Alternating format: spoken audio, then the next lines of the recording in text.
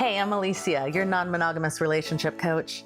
Welcome to the podcast where my friends and I chat about our relationships, enthusiastic non-monogamy, polyamory, swinging, kink, and our lives. You'll get a candid peek into what makes it worth it to live life outside the box. And in case you're still wondering, nope, we're not monogamous.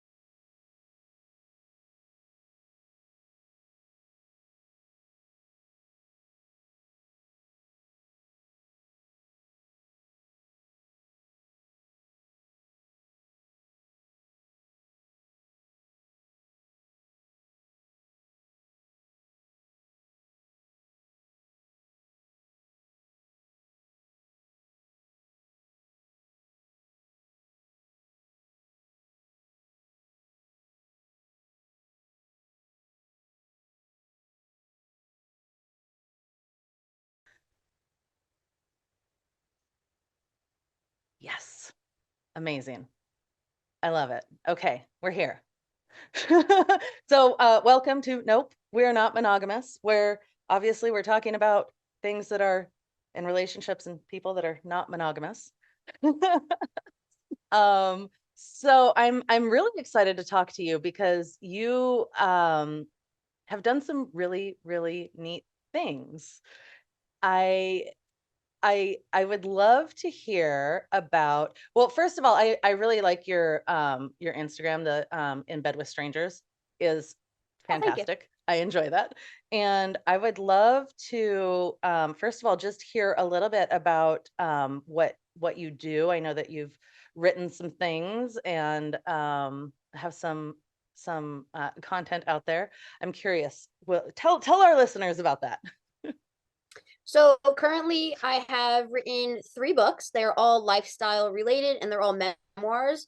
So they go from when I first discovered the lifestyle until about last year. The last book goes to last year when I finally got married, and I did marry somebody in the lifestyle, and we are a stag vixen couple. So I'm in the hot wife category. So he shares me with other men, and a few months ago, about 5 months ago, I started an OnlyFans page.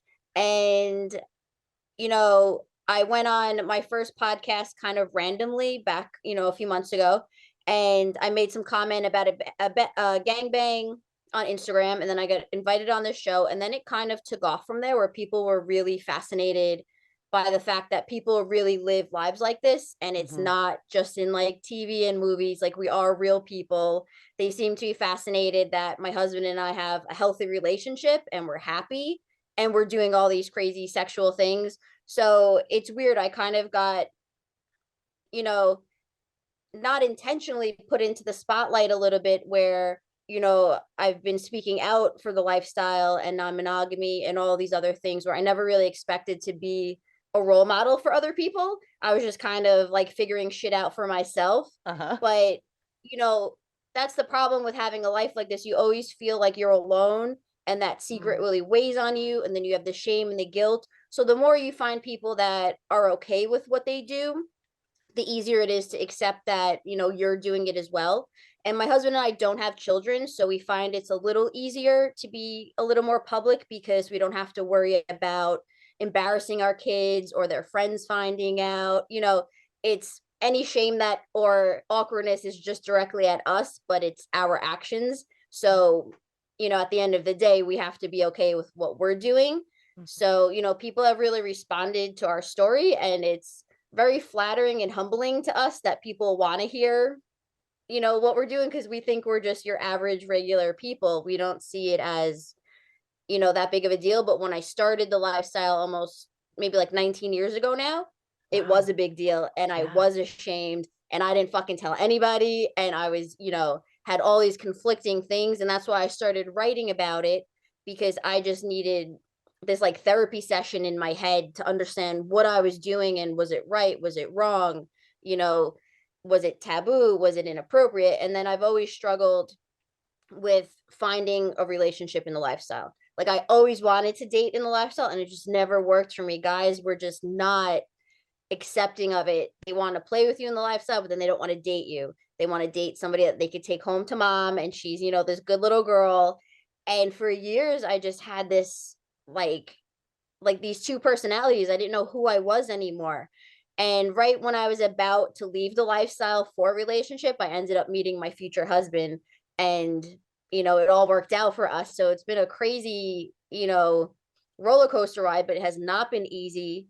And there's been a lot of work involved, and a lot of ups and downs, which people don't realize sometimes. They think that the lifestyle is just fun and sex all the time, but there's so much more, like the emotional and the mental part, and the Mhm. self-esteem and the insecurities. And those are the parts that I really like to talk about, because you're not always prepared for that when you get into this world. Yeah. Yeah, absolutely. Wow, that's a long time. I'm so for the people who are listening who might not know, what is the lifestyle? So for the lifestyle is a broad term. It's swingers, it's people with alternative, lifestyles. Maybe you're poly, maybe, open relationships. It can mean a lot of different things to different people. Some people think swingers are only couples playing with other couples. Some will say single people are involved. It's, really whatever your interpretation is. In my experience, I started with a boyfriend for a very short time, and we did meet couples. Then when I became single, which is known as being a unicorn, I met couples, then I met single guys, then I ventured into like groups of guys, and then I stayed there. So I've pretty much experienced like all the different sections of it. But like I said, right now I'm married to my husband, and we're what's called a stag vixen. So he is, because you also have like a cuck husband. There's all these different terms, and Yeah. everybody, it's very specific. So my husband loves to share me with other guys. Sometimes he joins, sometimes he watches, but there's no like humiliation involved with him. He's a very strong man. He's like an alpha guy. He just really gets turned on by it. Yeah. And I see us as equals. You know, Neither one of us has like the upper hand in anything. And it takes just so much communication and trial and error. And I always like to tell people, just because talked it out in the beginning and you decided this is what we are, you always have to have that conversation after every date, every few months, to check in, like, is this still what we are, or do we want to change what we are? Yeah. Because we both equally have to enjoy it.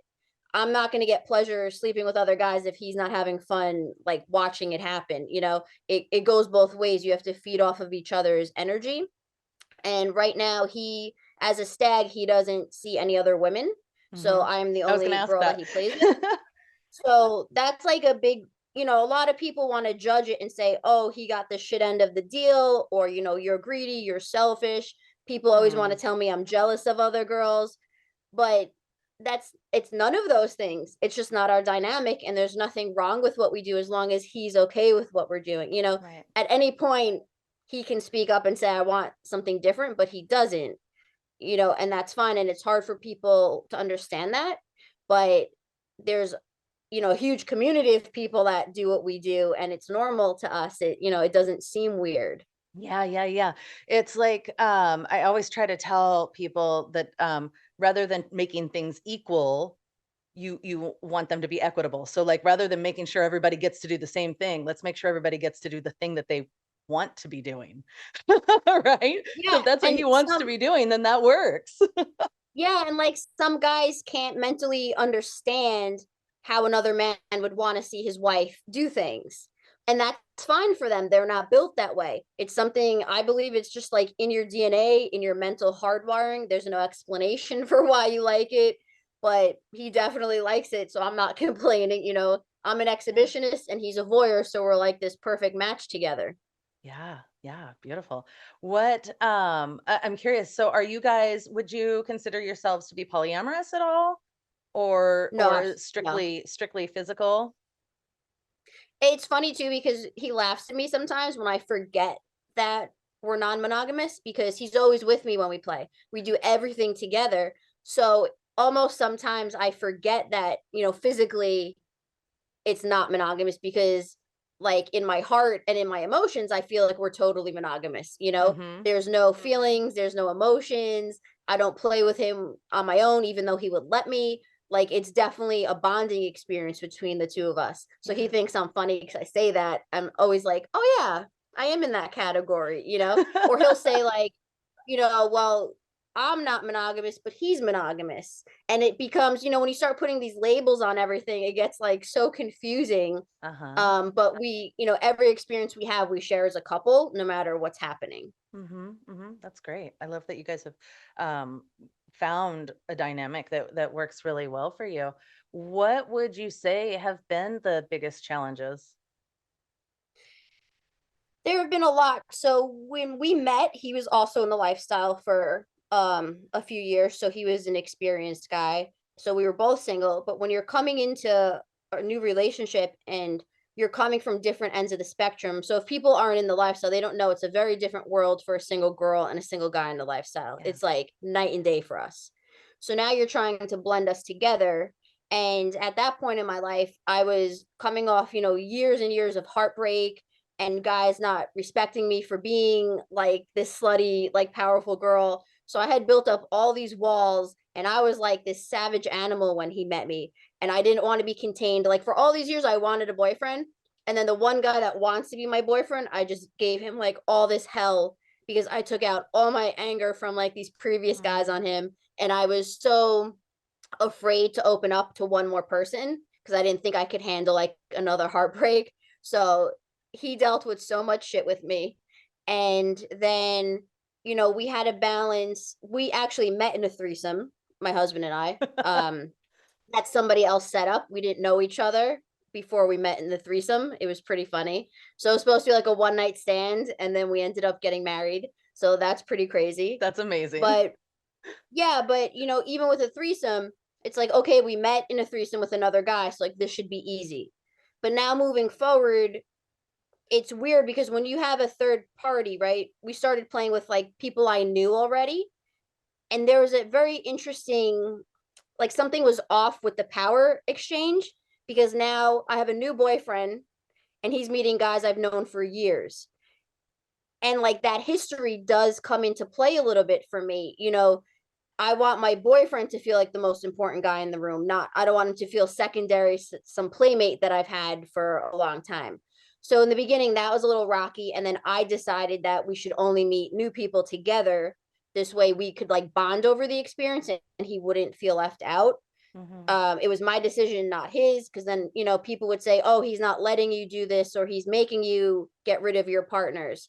And I said, no, this is my decision. I want to have a nice relationship with this person and it's fucking with my head just as much as his. It's, you know, Yeah, yeah. so once we started playing with new people, we really did see a change where, you know, it was a process that we were equally involved in. Like, who are we meeting? How are we communicating?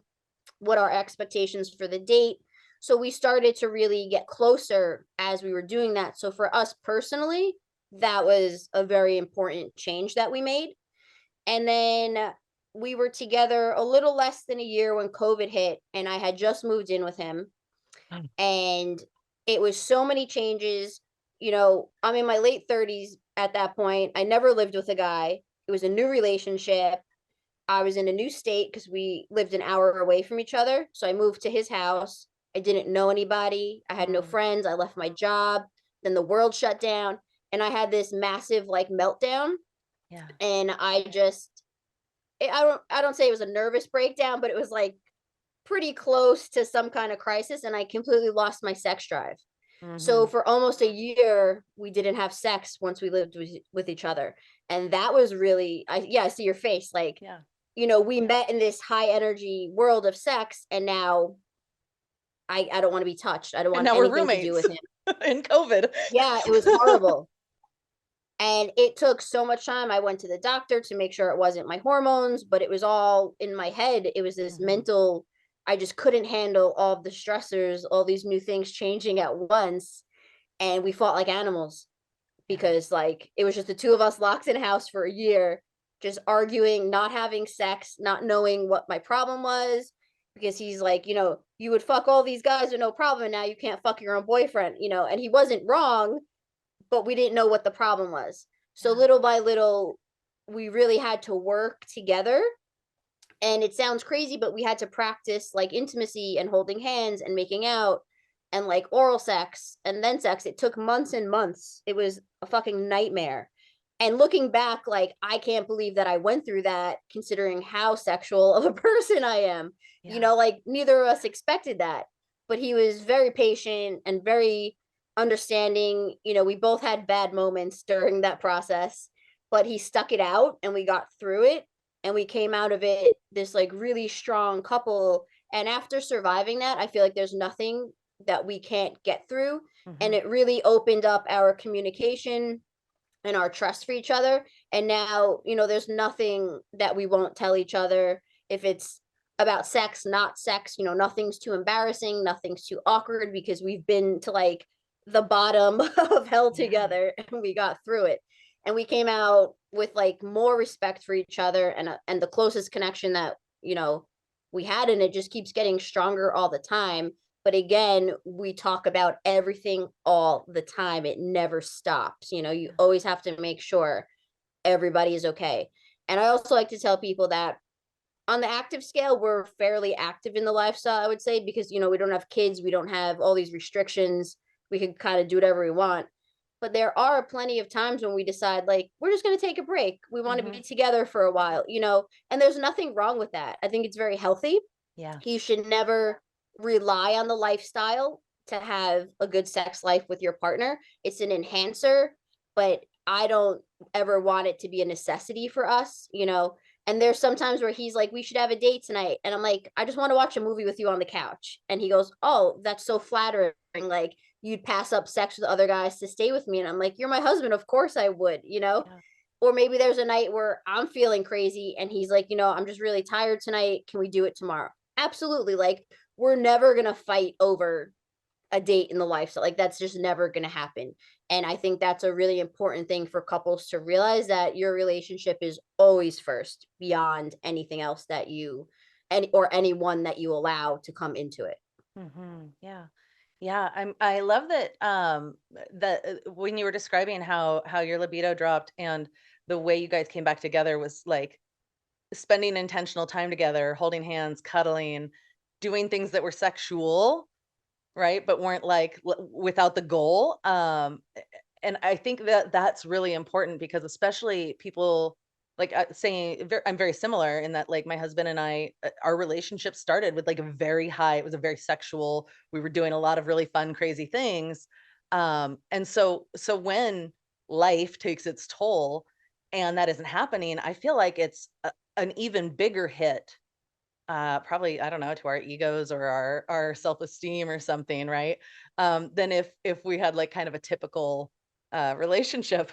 So I just love that that's how you guys went through that and reconnected. It's beautiful. Yeah, and obviously for him it was hard because we weren't having sex, but for me, it was like an identity crisis. Yeah. Like, I didn't know who I was anymore if I wasn't having all of this sex and doing these crazy things that I love. Like, who was I? I was like a shell of a person, and I Mm, was so scared that I was never going to come out of that, that I really made it, like, I dedicated so much energy and work to getting through that, because I couldn't imagine living a life of like not having any intimacy anymore at such a young age. Like, it scared the shit out of me. yeah. So you really have to, put the energy and effort into making things work. Not everything is easy all the time, and it's so tempting to just give up sometimes and take the easy way out and just give up on life, but you really can't. You have to Mhm. fight for what you want if you really think it's worth it. Yeah. Yeah, absolutely. I'm curious, when you guys like recap after a date or a play party or something like that, like what are the like are there questions that you guys ask each other every time? It's a pretty consistent conversation. So generally we'll play and I don't like to eat before a sex date, so then I'm always starving after. So we usually either go to a diner or I'll make something at home real quick, but we always eat and we talk. And right now our dynamic is one of where my husband has a lot of control over what's going on. He generally picks the guys for me.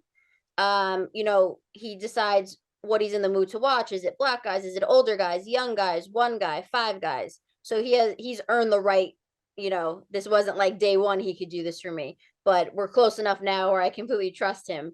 So he'll choose that. And then at the end of the night, he'll say, are you okay with who I picked? Who did you like? What did you not like? Did I say anything wrong? Because sometimes he'll tell guys like, do this act or say this to her, because I don't care, whatever. But he always checks at the end of the night. Did I say anything you didn't like? Did I do anything you didn't like? Were there any points where, something was wrong?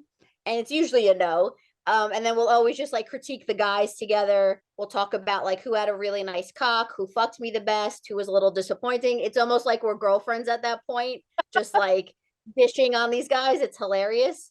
You know, I love that about him, that he's not insecure at all about his masculinity. So he can Mm, totally say, like, that guy had a really nice cock, or he loves to see me with guys with like huge dicks, even though he's very well equipped, but that's just his preference. yeah, yeah. So we talk about all these things like we're just gal pals, and it's so funny to me. Like I love that part. So I often say like the date itself is very intense, but the afterward part is really when we do like most of our bonding, I would say, Hmm. because that's when we're really connecting, and then we have sex after, or a lot of times if we're at a hotel and the guys leave, like we'll shower together after, so we have this like aftercare that goes into the dates. It's not like I fuck a bunch of people and then we just like ignore the fact that it happened. Like it keeps going after the date. And Yeah. even a lot of times before dates, he'll shower me, he'll help me shave my legs, he'll pick out my outfit. Like there's so much more going on in the process between our relationship before the hotel and after the hotel. And those are the parts that are really the most personal, Mhm. and you really feel like that connection with your partner when you're doing those things. And I mean, the sex is super fun and hot, and yes, you're, making memories together, but the physical part sometimes is not the most important part of what's happening. Yeah. Yeah. Oh, that's great. I imagine you feel really taken care of with that kind of before and after care. Yes, I love it. Like a little Oh. princess. And it's funny because people say to me, well, because I say like I'm this empowered female, like how could you be empowered when you're letting your husband like tell you who to fuck and whatever? And I'm like, it's not even about that anymore, because we're in a relationship together. It's not one-sided. He's not making me do things I don't want to do. He knows what I like to do, and that's what he's making me do. So it's like, and the stuff that I do turns him on, so he fucks me better. Like, there's no one really in charge, no matter how it appears to other people in the process. Yeah. Like, we know that we're equals. We've discussed everything beforehand. Just because he's telling a guy what to do versus me saying it, he's representing me in my eyes. You know what I mean? He's not going to say something that I would be offended by or humiliated by, or I would be like, oh my God, I would never do that in a million years. Like we understand each other at this point. So I have no problem with him being like my representative. Yeah. It doesn't bother me. I don't think it takes away from being empowered. I've never once felt used or belittled in this way. It turns both of us on, and I think that's the empowering part, that I found somebody that appreciates this side of me and plays along with it. And really, he's actually a big motivating part of it. He was the one that was like, if you want to do OnlyFans, go for it. He's all about me expressing myself. And you know, even before this video, I said he was the one that said, sure, put your face in it. He has no problem with anything. So that's empowering in itself, to have a partner that like really encourages you to be yourself and do whatever you want. Mm. Yes, I love that. A partner who encourages you to be yourself. That is like, It's a that's huge so good. deal. That's so good. Okay, I think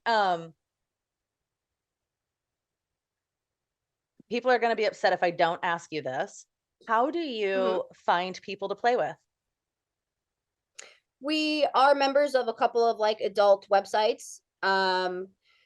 So generally there we do go to like clubs or parties once in a while, but generally we like to do our own selecting. So you can like post an ad online or people message you.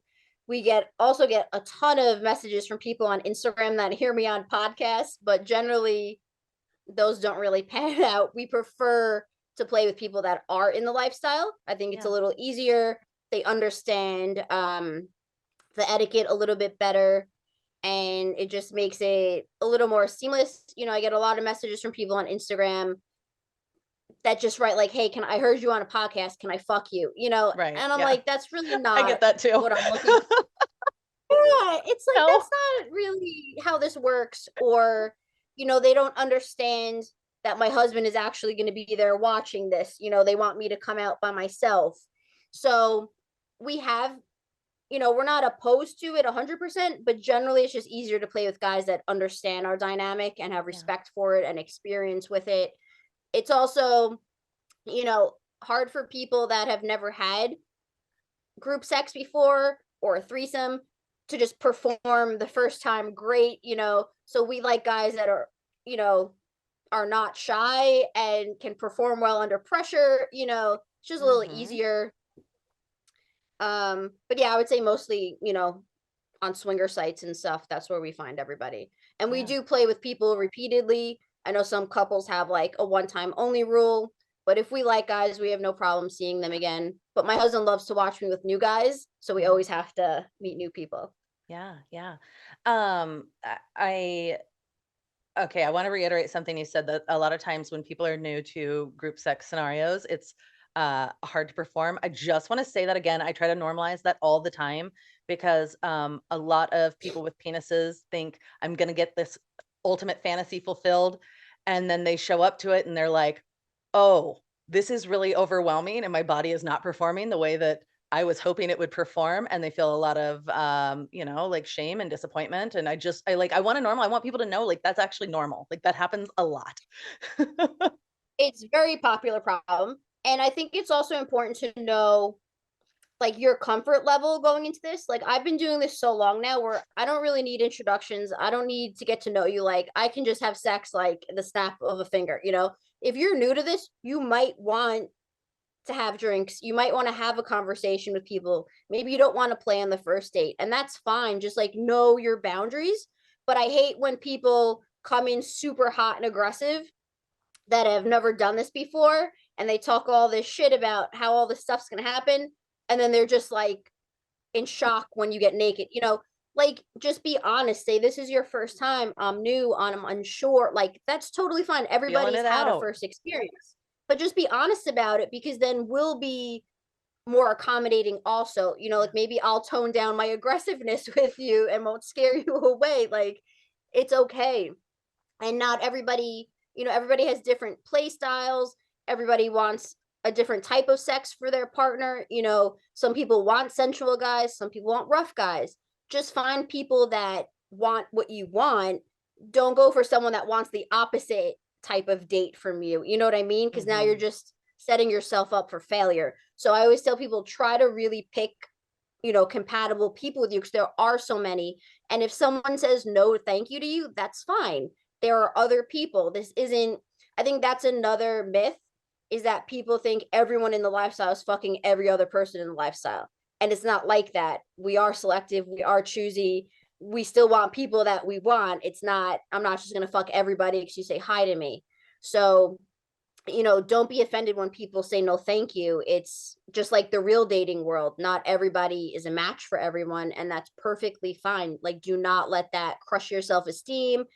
Don't make it, you feel like you're never going to meet anybody. It's just a normal part of the process. Mhm. Mhm. Yeah.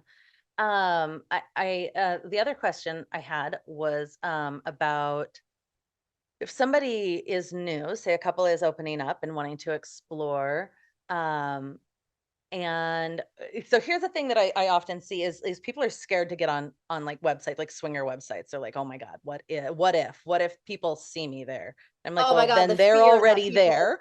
They're That's what I already say. If there. someone sees you there, they're not gonna like bust you because then you're gonna bust them. There is this like unwritten rule of etiquette that you don't, you know, um, ruin anybody's cover. If you recognize somebody, you have the option to just like avoid them and not, message them, but you don't like blow up their spot because that's so hypocritical. But it's funny how many people won't even meet people that live in like their area. They lie about where they live because they're afraid you're going to run into them. Like, I always like to have local playmates because it's just so much easier, right? Yeah, Like, yeah. why do I want to play with someone that lives 3 hours away when someone's 15 minutes away? It's so much easier. But again, my husband and I don't have that fear or that worry Mhm. about people running into us or finding out. Like, we've been out in public places and we've totally ran into guys that we had dates with. We just wave and you move on. Like, you don't make a big scene about it. It's not the end of the world.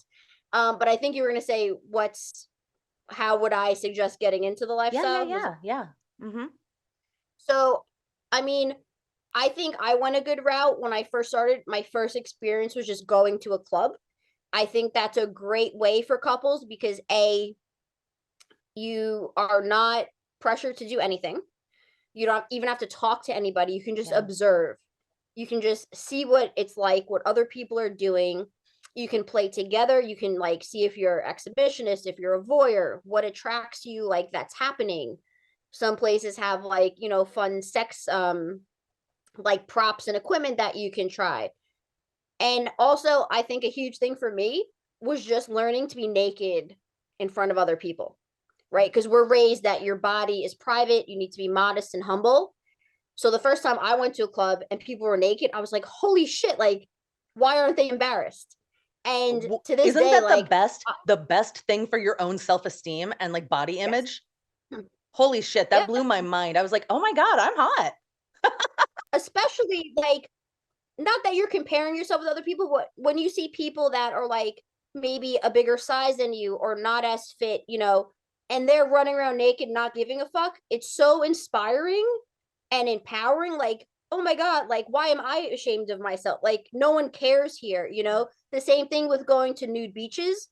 No one gives a shit Look at what all you these look like. human It's the best bodies. feeling. And this past year, my husband and I got really into nude camping because we have an RV and we That's fun. fucking love it. It's like the best thing ever. We have a trouble going to regular campsites now, but like people, it's crazy because we meet a lot of people even in the lifestyle that go, I would never have the courage to go to a nude beach or a nude camping resort. And I'm like, but why? What are you afraid of? If you can have sex with someone naked, you should be comfortable enough with yourself because again, no one is paying attention to you.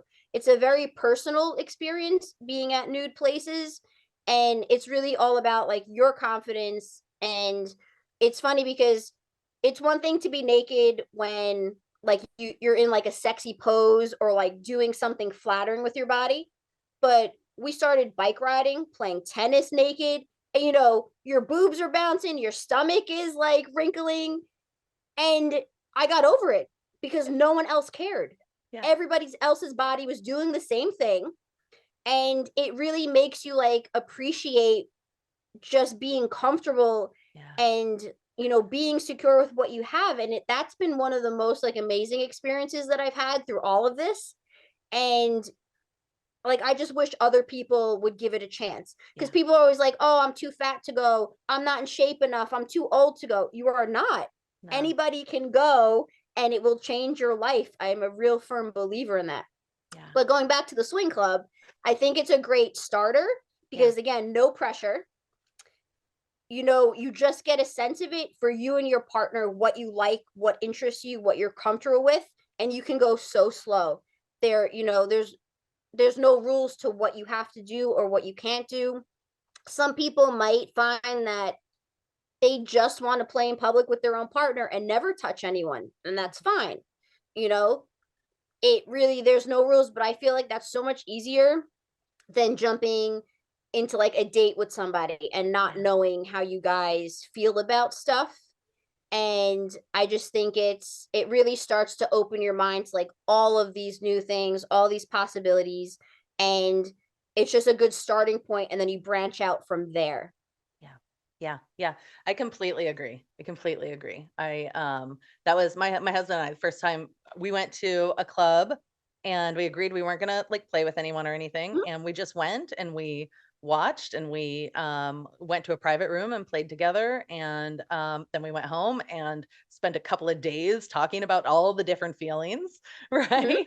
All the different feelings 'Cause yeah, that came it's up. like an explosion of, all these different senses going off at one time Yeah, that you didn't even knew existed, because you're taught that all of these things are wrong and yeah, like they should yeah. never be happening and they're taboo. So it sounds silly, but it does take time to process all of these things. And I think people, it's okay to take things slowly. You don't have to escalate what you're doing in a certain time frame because other people are. You can stay at one level for like years if you want. Yeah. Everybody's different. Yeah, yeah, that's beautiful. I love it. Um, is there anything that you want to share with the listeners that I haven't asked you?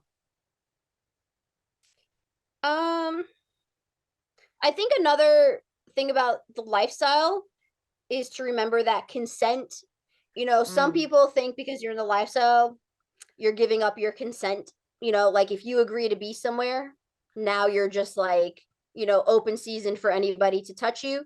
If people are new entering the lifestyle, that is not the case.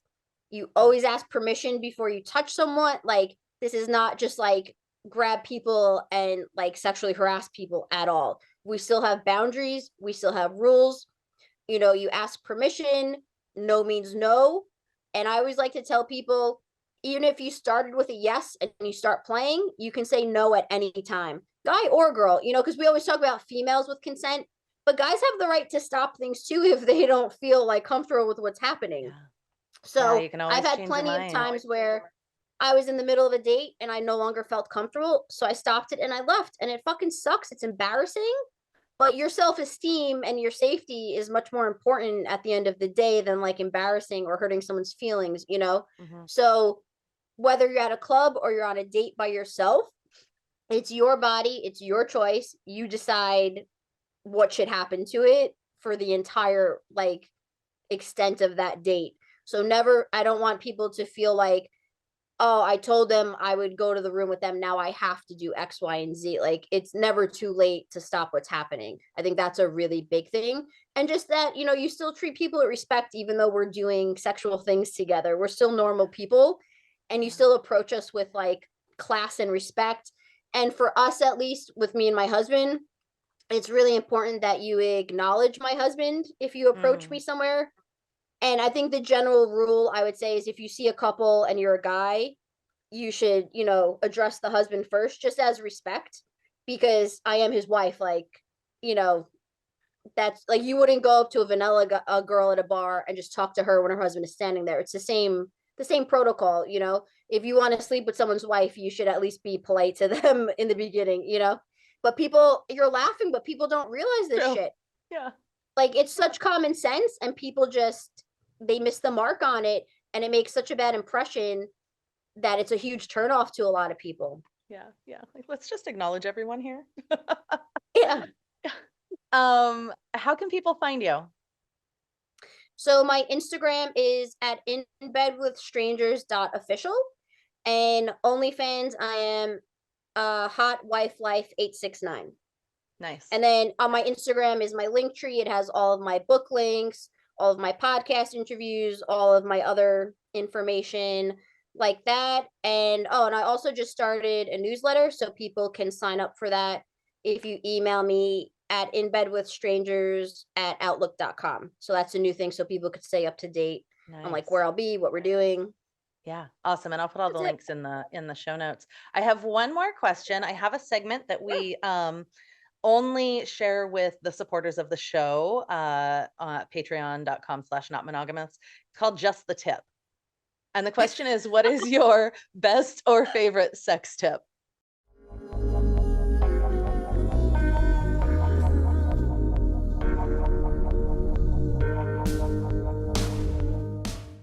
Yeah. Absolutely. Amazing. I love it. Thank you so much. Oh, no problem. It was a pleasure being here. Absolutely. That was Casey Donatello sharing her real world adventures in the lifestyle and non-monogamy. And also, if you are one of our Patreons at patreon.com/notmonogamous, you got to hear her just the tip, her sex tip. If you'd like to hear that, go join the Patreon. You also will get access to a call with me every month and other great content. And go ahead and leave a review. That would make me super, super, super stoked.